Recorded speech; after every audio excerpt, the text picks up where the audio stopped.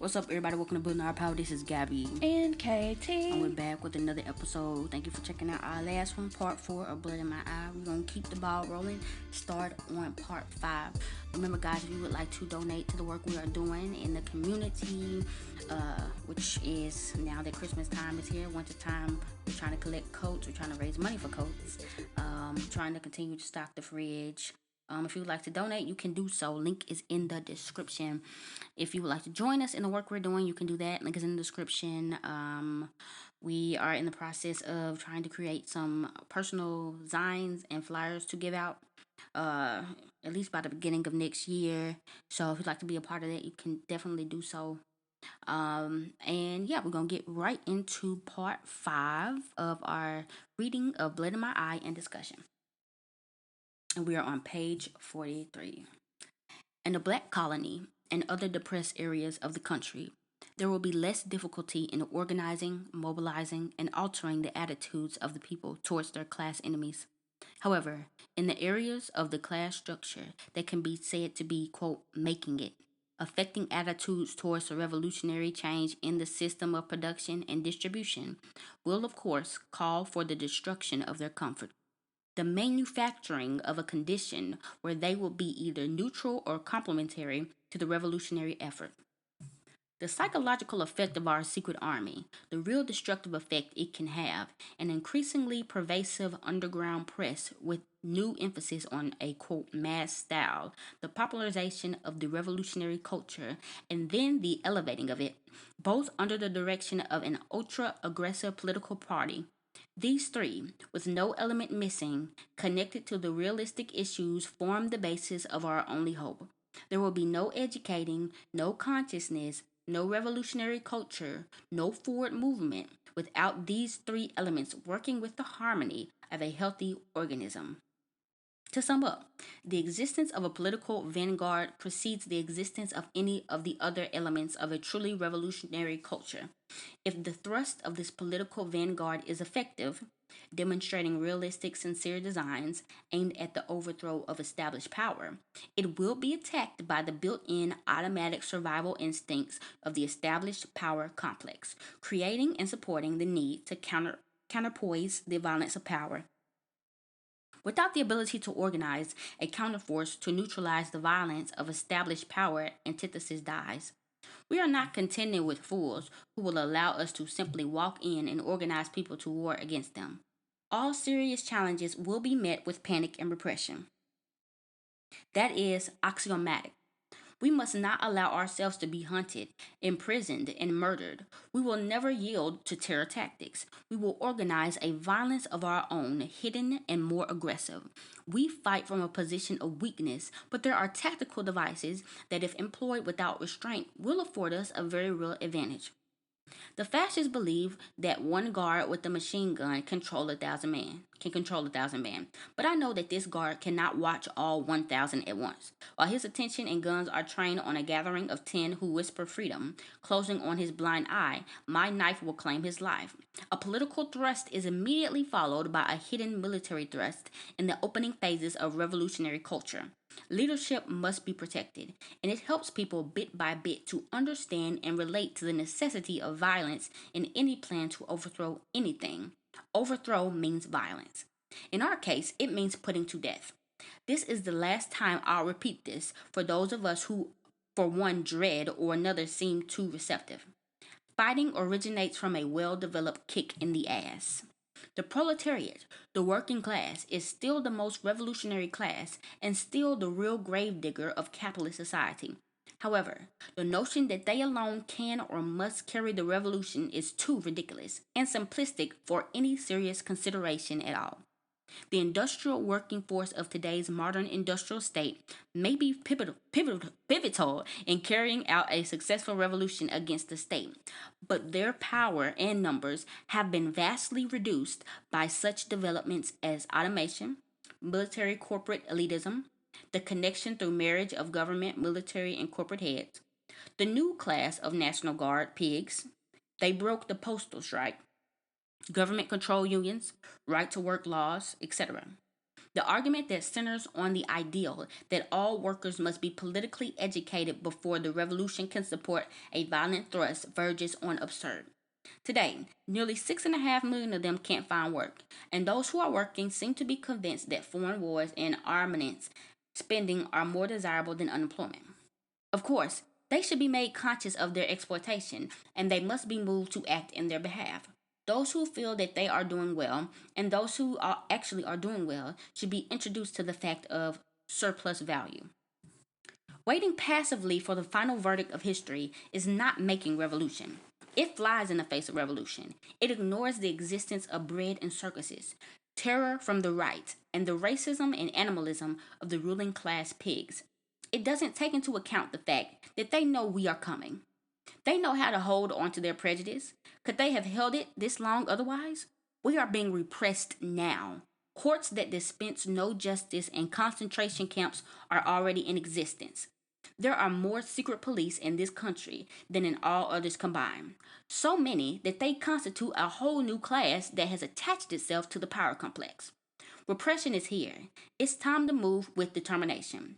After our victory, no one will escape our justice with the now historical classic line, quote, well, we didn't know, unquote. Repression is here now, and we won't reach the next level of revolutionary consciousness and activity until we meet it with a counter-terror and demonstrate to the people that we are here and resistance is possible. Okay, so yes, pretty much what he's saying here is that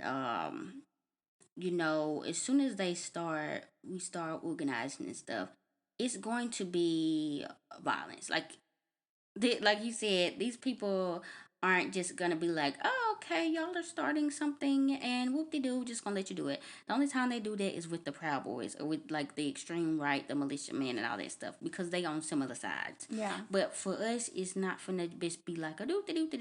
And so I guess that's why he also was promoting, doing things underground. Like you're not finna be seen until it's time to actually get stuff done. Like a lot of the preparation and stuff should be underground. Um, and just pretty much talking about overthrowing means violence, and there also will be a time of reckoning for the petty bourgeoisie and the bourgeois people.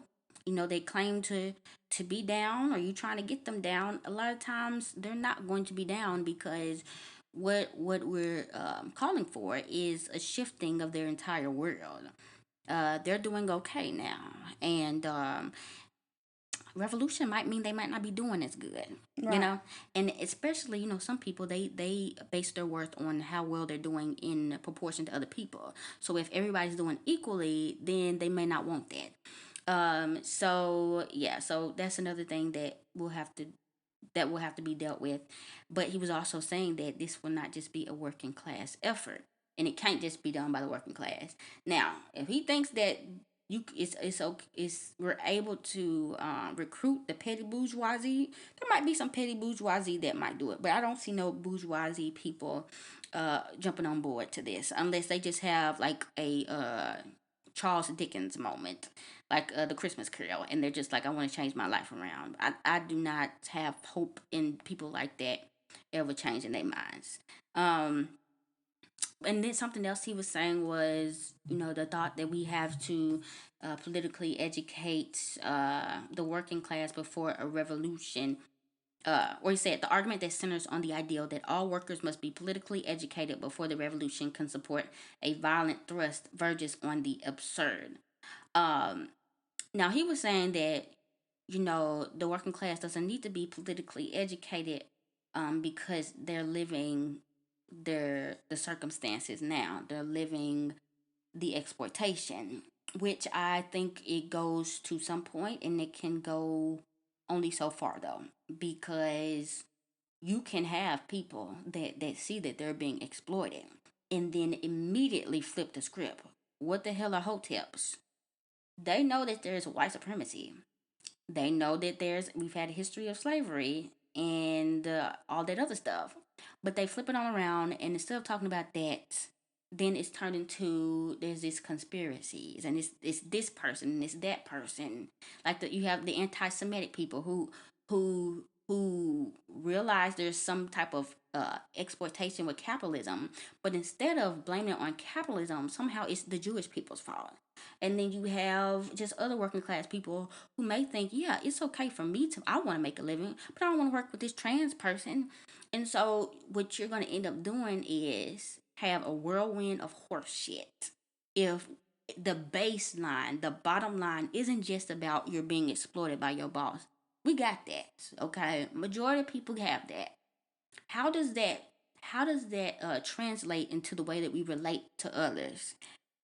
Did you know that your transphobia has something to do with your exploitation with capitalism? Like all these things have to be put in together, or you're gonna get into the fight, or you're gonna start organizing, and it's immediately going to crumble because it's not rooted in what it should be rooted in, which isn't just me getting mine and me having an equal life, a good life for myself. It's about everybody and our collective work and effort into making sure we all have a better life. So yes, I disagree on that part. I guess that's where like intersectionality and and all that other stuff, like ableism, like that. We didn't even hit on that. Like there's so much that people need to be educated on. Not saying they're gonna be graduate students or nothing like that, but you have to have a baseline of I'm not gonna be a bigot and I'm going to try to deconstruct all of the isms that I have inside myself. Yeah. No, I mean, I definitely agree with that. He does end up going on to say, you read, that, of course, they should be made conscious of their exploitation and they should be moved to act on their own behalf. Those who feel that they are doing well and those who are actually doing well should be introduced to the fact of surplus labor. Surplus value, which is interesting, but I feel like yes, this is George Jackson, and yes, he has talked a lot about like black people issues and black problems, but that kind of, like, to me, that kind of reduces it down to like, this is a class issue and not necessarily like you said, this is an intersectional issue. This is an issue that like spans over multiple centuries, that isn't just one group of people. And we've got to educate those group of people, even if those people can recognize that they are being exploited. Like these white men that you see on Twitter, they can quote Marx. They know that they're being exploited at home, at work. But the absolute moment that you put them into a group of black people, oh, all of a sudden they're racist and they don't understand class issues. Right. Yeah. So, yeah, I agree definitely. We'll go read it. Maybe he gets more into it. Let's see. He says, from a letter mailed by Jonathan shortly before his death. Why do we go for this old shit? Most of the fascist functionaries live as unguarded as I do. I could slip a knife between Max Rafferty's ribs. The Agnews and DuPonts, the Rockefellers and Morgans, all of the Getty, Hunt, and Hughes types who sneak around in armored cars and jets are just as reachable. Anyone who will come out of his bomb shelter can be had. Imagine what Nixon's armed car would look like if I stepped out of the alley and hit it with an anti tank rocket launcher under my coat, a ball of fire. Hell would be their reward. But the guerrilla needs our help. When Jonathan steps forward with his anti Nixon rocket launcher, there should be 9 more like himself with assault rifles to close an exit path for him. And there should be a political infrastructure, a cadre, not far away to explain his actions and glean from them the greatest possible overall political effect. Prestige stands between the masses and a revolt against their class enemy.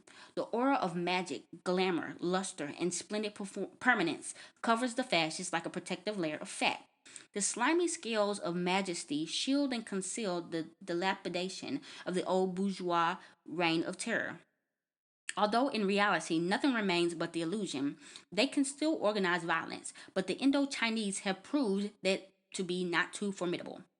Our present task is to illustrate this point forcefully to the people. The fascist industrial state can organize a ponderous mechanized violence, but this systematic, industrially based holding action is helpless before the fluid, mobile, self impelled attrition of people's urban guerrilla warfare. With his techniques fully developed and established, the urban guerrilla launches his attacks on the corporate military police complex with some of these military objectives in mind: to weaken the local guards or the security system of the dictatorship given the fact that we are attacking and the guerrillas defending, which means catching the government in a defensive position with its troops immobilized in defense of the entire complex of national maintenance, with its ever present fears of an attack on its strategic nerve centers, and without ever knowing where, how, and when that attack will come. To attack on every side with many different armed groups, few in number, each self contained, and operating separately to disperse the government forces in their pursuit of a thoroughly fragmented organization instead of offering the dictatorship the opportunity to concentrate its forces on repression, on the destruction of one tightly organized system operating through the country. To give proof of its combativeness, decision, firmness, determination, and persistence in the attack on the military dictatorship, in order to permit a malcontents to follow our example and fight with urban guerrilla tactics. Meanwhile, the government, with all its problems, incapable of halting guerrilla operations in the city, will lose time and suffer endless attrition and will finally be forced to pull back its repressive troops in order to mount guards over the banks, industries, armories, military barracks, prison, public offices, radio and television stations, North American firms, gas storage tanks, oil refineries, ships, airplanes, ports, residents of outstanding member of the regime, such as ministers and generals, police stations, and official organizations, etc. Okay, we're gonna stop right there. And I want to go back to this one thing that he was talking about. Of course, Jonathan is just like Jonathan is here for it. Jonathan is like Let's blow it up. there's literally nothing that's stopping us from making it bang and making people fall, except just going out there and doing it, just having the means to do so. And George is saying, yes, this is true, but he's also going to need backup.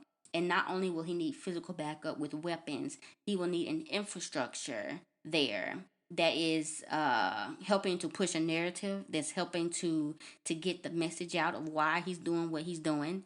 And I like how he also talked about there's a prestige of the West, pretty much of our country, and he calls it the aura of magic, glamour, luster, and splendid permanence that covers the fascists like protective layer of fat. That makes them feel like they're untouchable. That makes them feel like they're just gods. Like, oh no, I could never. Oh no, what? And a lot of this stuff is psychological. Now, some of this stuff is material. You know, America spends a lot of money on defense. A lot of money More than anything. to make money, yes. But some of this stuff is like we've it's been scared out of us. That's why we don't even want to go out in the streets sometimes, because it's like, oh, what if, and I think about like some of that stuff that was going on with the George Floyd stuff. Like the way them cops was literally beating people with batons and hitting people. It reminded me of the 1960s. But majority of the time, there was more people than cops, and all them Always. people had to do was run over there and bombard them people, get whoever it was that was being attacked, and as a group move them out the way. Like, but it's a lot of deconstructing our mind to think that we have the power to do that. Okay, yes, you may go to jail. Yes, they may do this, they may do that. But if we're not willing to do that, like we're not gonna be willing to do anything. But what Jonathan was saying is like we haven't even tried to do that stuff yet. So that's something to think about. But yeah, a lot of this stuff is lore when it comes to America. Like, think about all the indoctrination. America's the best. America's the best. Can't nobody ever beat us. The Vietnamese literally beat them, but we don't ever tell that full story. We don't ever tell the full story of all the other countries and stuff that beat America over the years. Like those stories, it gets lost. It's like little blurps. We only talk about the victories, and they do that on purpose so that we can't study those things and see, what tactics they use and what we can maybe take for ourselves.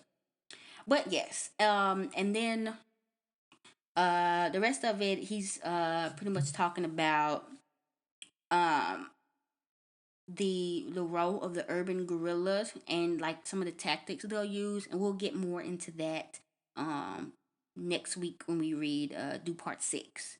But yes, definitely get into the good stuff. Definitely get into the nitty gritty, the logistics of it all. Because, like I said, we do want to think more so of How yeah. and boots on the ground type stuff. And yes, even on TikTok, we were talking about it, and I told them, I was gonna do a little bit more research for myself and see if I can find some designs or information about getting arms training, learning about arms, and all stuff in this relation. And if I find some good stuff, you can email us, hit us up, and I'll shoot it to you. But yes, that's where we're going to end for today. If you have any comments, you can put it in YouTube or hit us up at Building Our PWR on all social media channels. If you'd like to donate to the work we are doing in Memphis, Tennessee, you can do so. Link is in the description. If you'd like to join us, you can do so. Link is in the description. Oh, I forgot, we do have the Patreon if you would like to give monthly to support the work we're doing. And yeah, this has been Gabby and Katie. And this has been Building Our Power.